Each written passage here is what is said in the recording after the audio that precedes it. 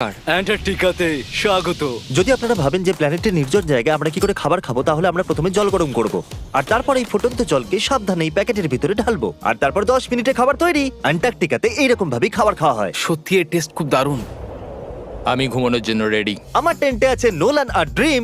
আর কাল, তোমার টেন্টে আমি চ্যান্ডলার, স্যাপন্যাপ আর জর্জ। তোমরা ঘুমোবে তো? হ্যাঁ।